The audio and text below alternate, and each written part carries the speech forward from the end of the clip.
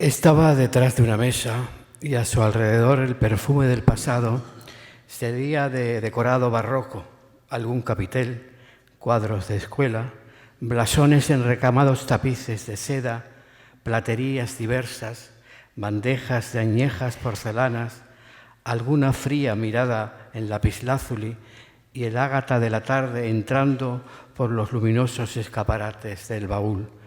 Pablo tendía su mano de antiguo muchacho y enseguida se establecía una relación de cordialidad. Tenía el aspecto tímido y difuso de un hombre lejano y melancólico y un aire romántico que estaba sin duda en su mirada. Solo la elegancia exquisita de sus modales y su sonrisa acogedora decían de su extraordinaria bondad y de la excepcionalidad de su corazón. Buenas tardes. Perdonen que haya comenzado sin saludarles.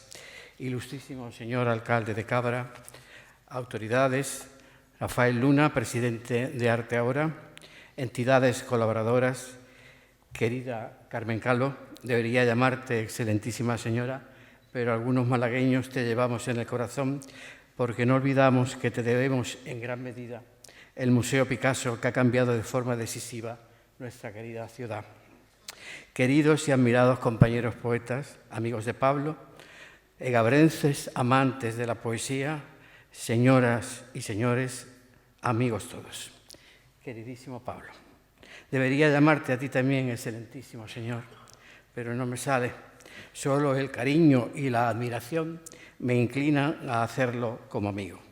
En ese retrato con el que comenzaba mis palabras, trataba de recrear aquel día de otoño de 1970 en que atravesé por primera vez un tímido muchacho, poeta indeciso, las puertas del baúl.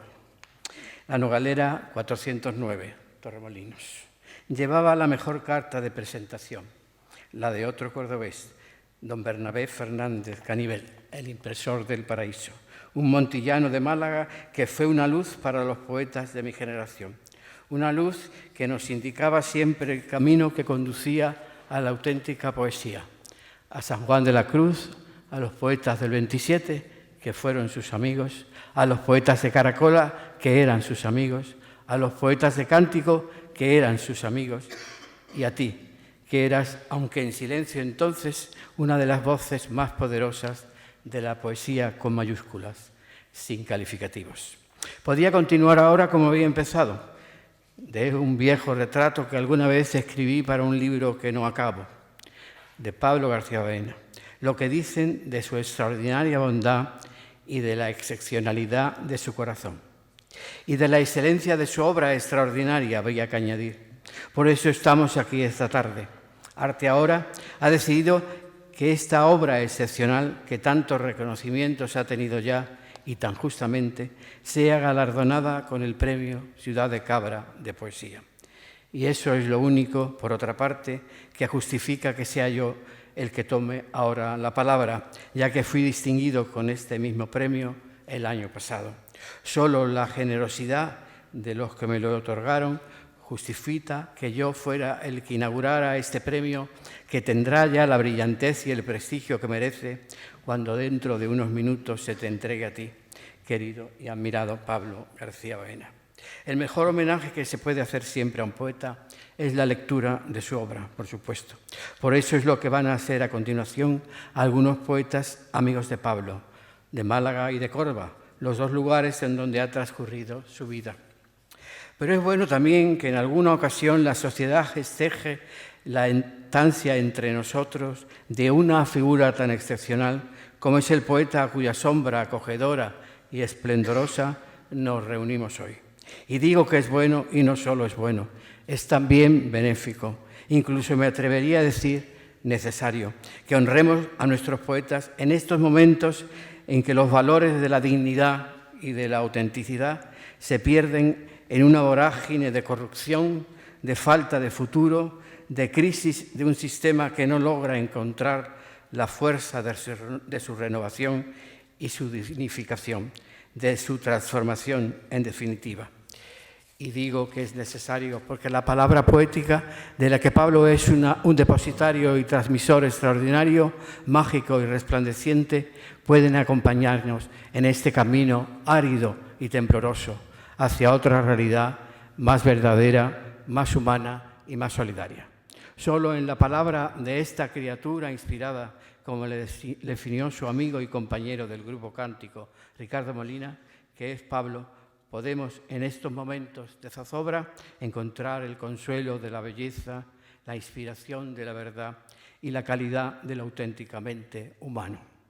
Mentiría si no dijera ahora mismo y antes de seguir la inmensa admiración que siento por la obra de Pablo, pero también debería añadir que no es menor la inmensa admiración que tengo por su persona y por su calidad humana. Con el tiempo, y va para 47 años que somos amigos, la figura de Pablo se ha ido convirtiendo para mí, y pienso que para otros muchos, en la figura ideal y mítica del poeta. En la figura del poeta y también en la de un maestro cercano y amigo fiel que hace honor a las palabras de Cicerón en su diálogo de Amicitia, cuando en el año 44 antes de nuestra era, aquel romano estoico hizo decir a su personaje que la amistad es el sentimiento más noble de la naturaleza humana y que no puede haber amistad entre hombres que no sean virtuosos. Pablo, y todos sus amigos lo sabemos, hace honor a este concepto nobilísimo de la amistad. Querido Pablo, cuando trataba ayer mismo de juntar estas palabras que leo ahora, no podía evitar el recuerdo de aquel primer y humilde homenaje que unos poetas jóvenes y tal vez audaces te dedicamos en Málaga el 11 de marzo de 1971.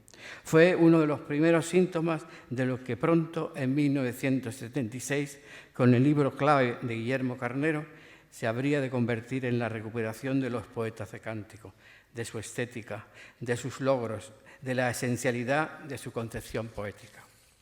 Pero para hablar de la obra de Pablo, creo que ya no es necesario hablar de cántico. No, ya no es necesario recurrir a esa parafernalia y a esa larga y accidentada historia. Su pertenencia a aquel grupo legendario de poetas es ya solo un dato, un apunte más de su biografía poética. El tiempo, con su despiadado cedazo, ha ido colocando a cada uno en su sitio.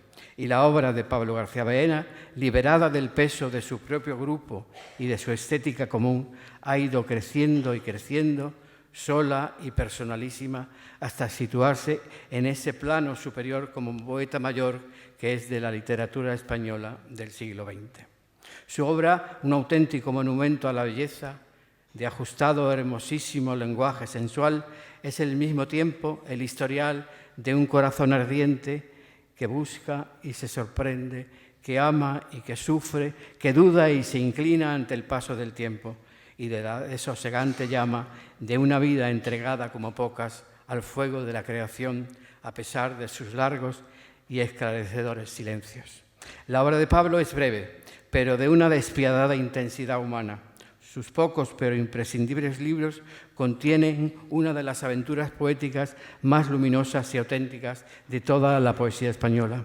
Su audaz modernidad no ha ido nunca más allá, ni un paso menos, de lo necesario para no perder nunca el hilo de la mejor tradición que viene del siglo de oro de Góngora y de la escuela cordobesa, que pasa por la generación desde el 27 y por la asimilación de las vanguardias y la universalidad que supuso para su propio grupo un hito en la lírica española. Hoy es un maestro insustituible de varias generaciones que así lo reconocen y lo celebran, al margen de reconocimientos oficiales que cicateramente se le han ido concediendo a lo largo de sus casi 80 años dedicados a la poesía. Es emocionante comprobar cómo los poetas de las más jóvenes y nuevas generaciones recitan de memoria algunos de sus emblemáticos poemas, como Palacio del Cinematógrafo, Junio, Viernes Santo, Antiguo Muchacho, Albano, Bobby y hasta los de su último libro publicado, Los Campos Elíseos, Edad o He dejado las puertas entornadas. Los Campos Elíseos, su última entrega, es un auténtico compendio de sabiduría poética y vital y contiene algunas de las claves de la poesía paulina. Ese equilibrio delicadísimo entre meditación y canto, entre belleza y profundidad de concepto, entre verdad humana y lujo verbal, visto ya desde la cima de quien ha iniciado el camino de regreso y desde la altura y experiencia de los años. A lo largo de su obra, Pablo se ha paseado por los distintos lugares donde el azar de la existencia le ha llevado y en donde reflexiona siempre en el tono elegíaco, sereno y armonioso de sus versos sobre los terrenos movedizos de las tinieblas que el alma y el corazón humano tienen que atravesar para encontrar al final las huellas por las que la experiencia le ha ido conduciendo. La contemplación de la belleza y el culto a la palabra han encontrado en Pablo la máxima contención para que el cántico no empeñe las certeras proximerías del final de la existencia.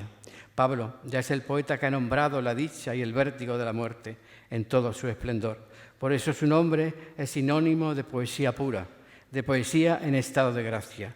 Esa música imprescindible que, como la del joven violinista de su poema, es igual a la palabra almenada, solo misterio y precisión. Hoy su nombre, tu nombre, querido Pablo García Baena, puede escribirse ya por derecho al lado de los grandes hombres que ha dado esta tierra. Lucano, de Séneca, de Juan de Mena, de Guzmán, de Maimónides, de Berroes, del Duque de Rivas, de Góngaro o del guevarense don Juan Valera, que tú tanto admiras. Querido Pablo, no sé si he juntado todas las palabras que debía decir aquí esta tarde y si lo he logrado juntarlas bien o de forma razonable. Algunas han quedado dichas. Málaga, el olvido, los amigos que se fueron, Córdoba, el reconocimiento de los jóvenes, la soledad y el exilio de la ciudad amada, el mes de junio pleno de ardores y de amantes imposibles, pero también la trágica araucaria, el peso de los años y la luz que se escapa. Como tú mismo dices en el poema Edad de los Campos Elíseos, si yo fuera mayor, lo cual parece casi imposible. En efecto, es imposible que te alcances los años, porque de ti podemos decir con toda certeza, y con esto termino, lo que Luciano de Samosata recoge de Tegisto referido al gran Homero. Será inmortal por siempre y no conocerá la vejez, he dicho.